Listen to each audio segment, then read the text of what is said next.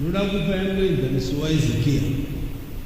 Hezekia akatonga maJudha kwenguva yakareba, akaita mambo ane mukurumbira.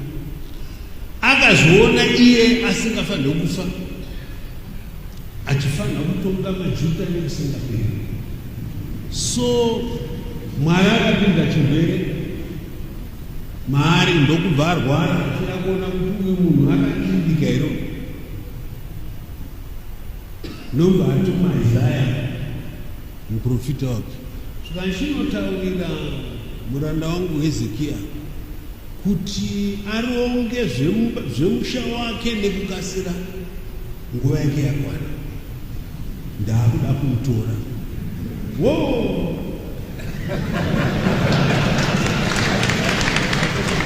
hapo Hezekia wakaenda kumadziro emba yeumambo ndokutanga kurova madziro.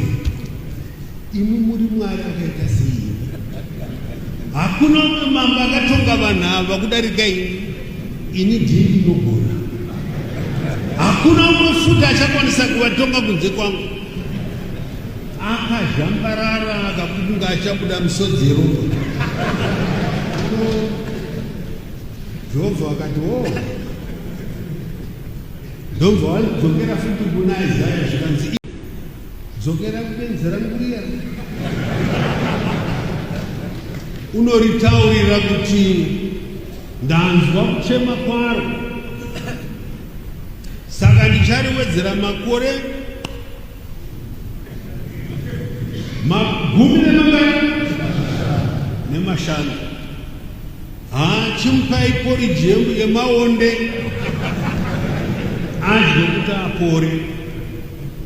Shasha nobva yapora, akasimaira nobva yasvika. But Mwari aiziva zvakanga zviri kuuya. Pakauya hondo yaNebhukazi vasori, iye manje nekuzungaira kuya. Ndokuchienda ndokubva anotaridza apuwa ndokuigirwa zvipo, ndobva achienda zvikanzi hande ndokurakidza pane arika yose tisingakundwe.